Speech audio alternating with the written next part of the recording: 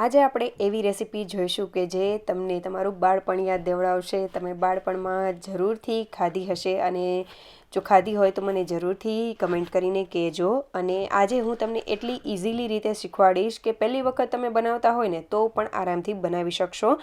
તો જરૂરથી વિડીયોને એન્ડ સુધી જોતા રહેજો.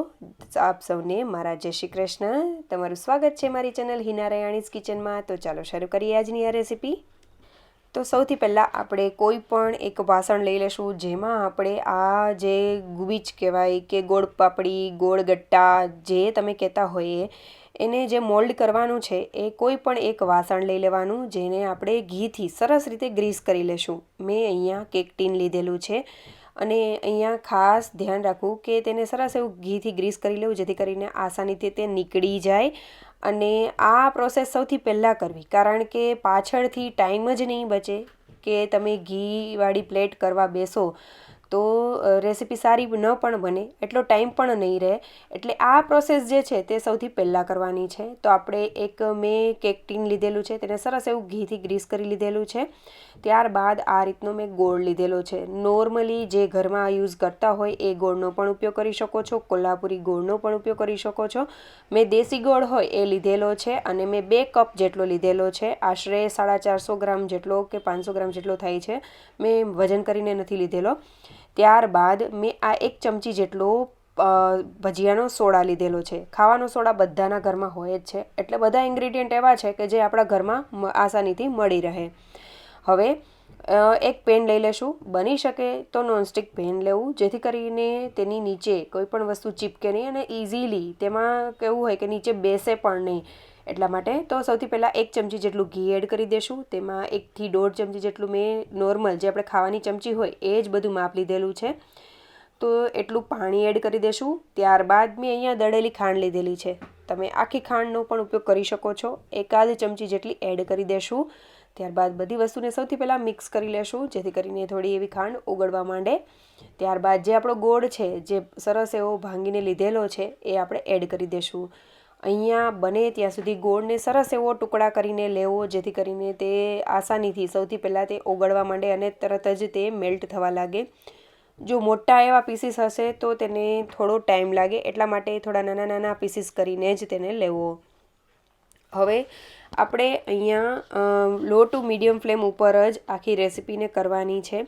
તો સૌથી પહેલાં આપણે ગોળને આ રીતે મેલ્ટ કરી લેશું અને સરસ એવો થઈ જાય એટલે આપણે સતત તેને હલાવતા રહેશું. તમે જોઈ શકો છો ધીમે ધીમે ગોળ પોચો થતો જાય છે અને સરસ એવો પીગળતો જાય છે. તો આ રીતે સ્પેચ્યુલા કે ચમચાની મદદથી આ રીતે ગોળને દબાવતા જશું અને સરસ એવો આપણો ગોળ એકદમ સરસ એવો મેલ્ટ થઈ ગયો છે.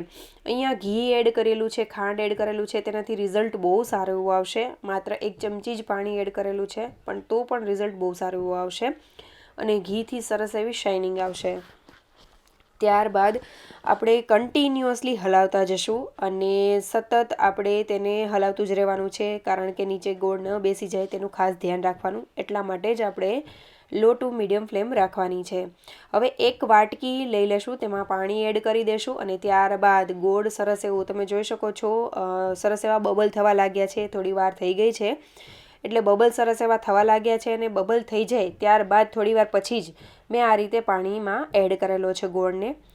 હવે થોડી સેકન્ડો થાય એટલે ગોળ સરસ એવો થોડો એવો સેટ થઈ જાય એટલે આપણે હાથની મદદથી જોઈ લેશું. તો તમે જોઈ શકો છો અત્યારે ગોળ હજી એટલો બધો પાક્યો નથી, પાયો આવ્યો નથી એટલે ગોળ એકદમ સ્ટ્રેચી થાય છે. આવો ગોળ હોય ને તો આપણે કોઈ પણ વસ્તુ બનાવીએ ને તો દાંતમાં જરૂરથી ચોંટે.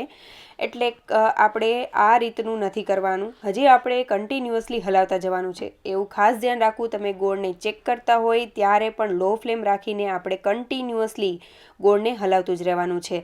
આ રીતે સતત હલાવતા જશો અને વચ્ચે તમને ગોળનો કલર પણ ચેન્જ થતો દેખાશે. તમે જોયું હશે સૌથી પહેલાં આપણો ગોળ કેવો હતો અને ધીમે ધીમે આપણા ગોળનો કલર કેવો થતો જાય છે.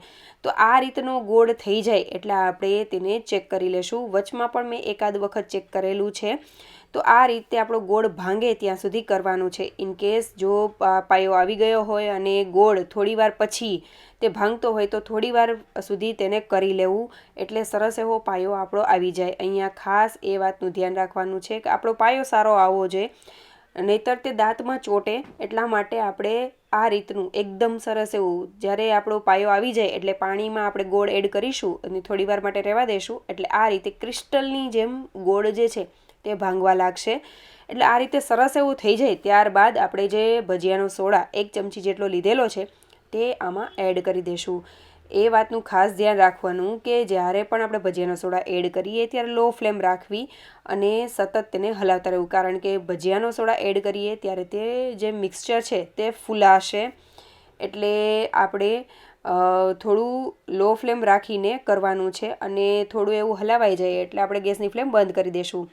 અને સરસ એવું મિક્સ થઈ જાય જ્યારે સોડા એટલે તરત જ આપણે ગેસની ફ્લેમ ઉપરથી લઈને આપણું જે મિક્સચર છે તેને જે વાસણમાં ઘી લગાડેલું છે તેમાં તરત જ આપણે તેને એડ કરી દેવાનું છે. જરા પણ વાર નહીં લગાડવાની.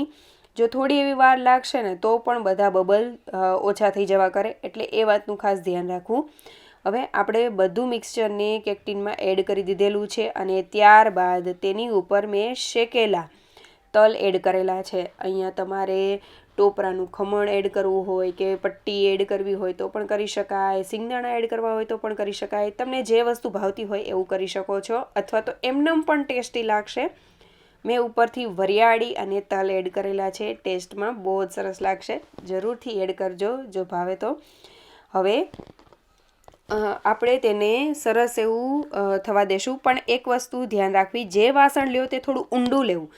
જેટલું તેમાં સમાય એટલું જ નહીં લેવાનું. જો તેમાં સમાય એટલું લેશો ને તો થોડી વાર થશે ને એટલે જે આ મિક્સચર છે તે ઉપર આવતું જાય છે.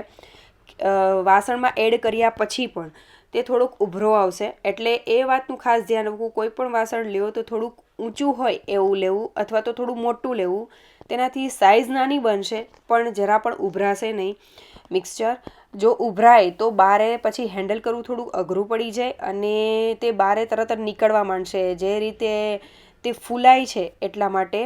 તો આ રીતે થઈ ગયા પછી આપણે જરા પણ તેને હલાવવાનું નથી કે થપથપાવવાનું નથી. તેને સરસ એવું 1 થી 2 કલાક માટે અથવા તો જ્યાં સુધી તે સરસ એવું ઠંડુ થઈ જાય ત્યાં સુધી કરી લેવાનું છે. તો તમે જોઈ શકો છો એકદમ સરસ એવું કઠણ અને કડક એવું થઈ ગયું છે. તો હવે આપણે જે મિક્સચર છે આપણું જે ગુબીજ છે તેને આપણે લઈ લેશું અને તેને 2 પાર્ટમાં ડિવાઈડ કરી લેશું. હવે તમે જોઈ શકો છો અહીંયા જનરલી એવું જ હોય છે કે આ રીતે રફલી તેના પીસીસ કરવાના હોય છે. આના કોઈ પણ તમે સ્ક્વેર પીસીસમાં કે એવી રીતે ન કરી શકો કારણ કે તે હાર્ડ પણ એટલું હોય છે અને તેને મોલ્ડ કર્યા પછી આપણે તેને હલાવવાનું નથી હોતું. એટલા માટે આ રીતે જ તેના પીસીસ કરવાના હોય છે. તમે જોઈ શકો છો સરસ એવા અંદર જાળી પણ પડી છે. ટેસ્ટમાં નંબર 1 બને છે.